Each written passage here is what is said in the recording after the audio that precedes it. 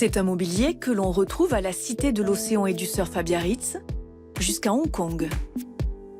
Il est aussi installé dans une chapelle au Pays Basque, ou encore dans des salons de thé à Bayonne, et même au Japon. Les grands musées, tout comme ce restaurant étoilé à Bidart, l'ont choisi une reconnaissance mondiale pour ses meubles en bois, signés Alki.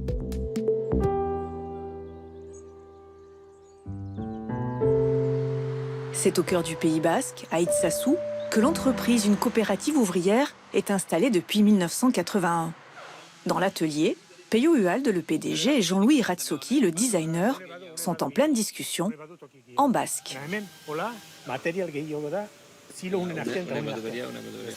Ils observent chaque étape de la chaîne de fabrication encore très artisanale. Ici, inspection d'une table en bois et fer forgé.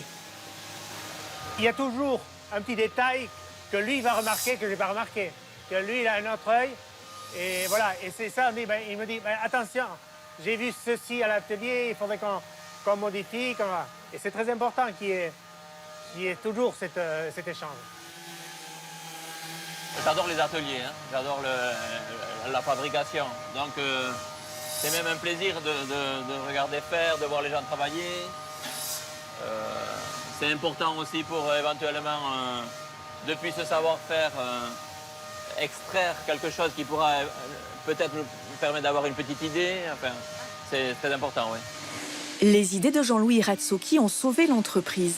En 2005, en pleine crise de l'ameublement, les 34 salariés, tous coopérateurs, ont fait confiance aux designers pour s'orienter sur un nouveau marché. Pari gagné, les créations au prix d'entrée de près de 400 € et au design épuré ont permis à Alki de conquérir la planète.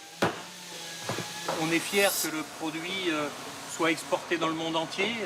On est sur l'Asie, on est au Japon, on est en Australie, on est même chez les Suédois. Donc vous voyez que c'est intéressant.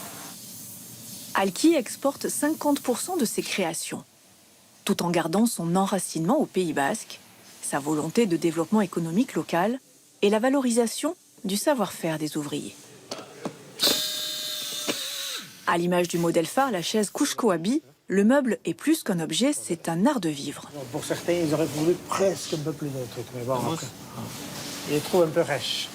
Un concept développé dès la première collection. C'est le premier modèle, il est parti de celui-là, dans cette famille-là. C'est ce petit. Voilà. Vous voyez l'exercice. C'est toujours aussi des courbes, des assemblages, ajustés. Tout est un travail le soin apporté au détail. Voilà. Là, c'était comme une déclaration d'intention d'un exercice sur du bois massif, des assemblages assez complexes pour au final une figure qui paraît sortie sculptée dans un bloc. Là, c'était un exercice vraiment pour dire, voilà, Alki sait travailler le bois massif.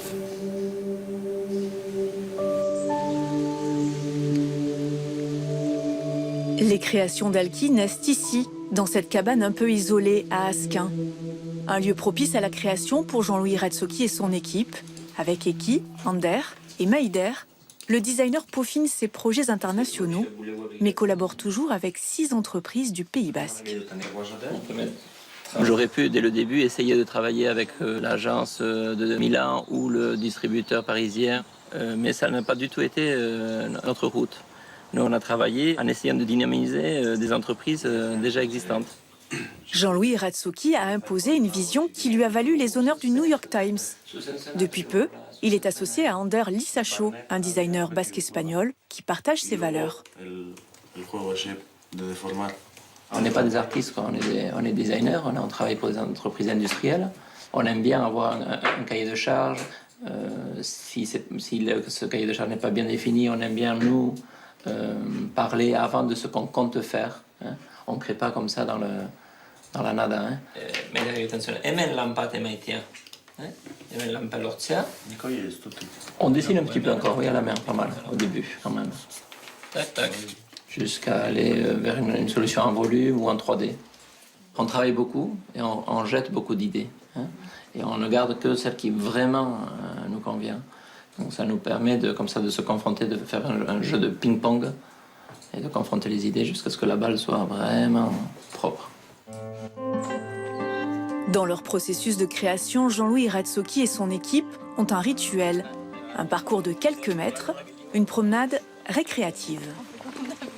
Mais là, on est en train de descendre vers notre atelier de prototype. Ça nous permet de confronter nos idées, de voir qu'est-ce que ça donne en volume, et de remonter et de le retraiter en 3D. Et on fait comme ça des allers-retours entre le virtuel et la maquette.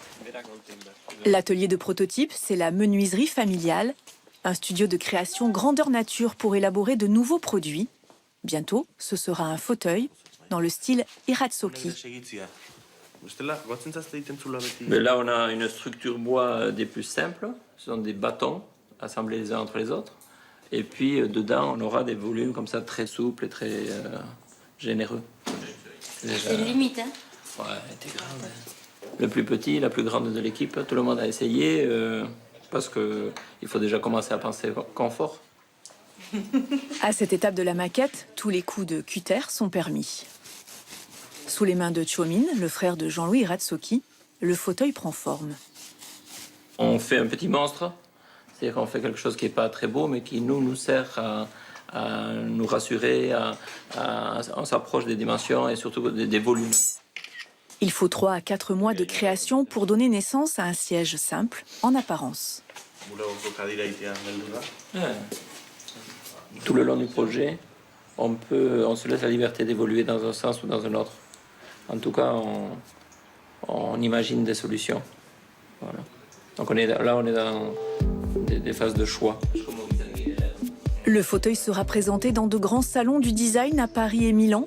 De quoi asseoir un peu plus la renommée du mobilier en bois, made in Pays Basque.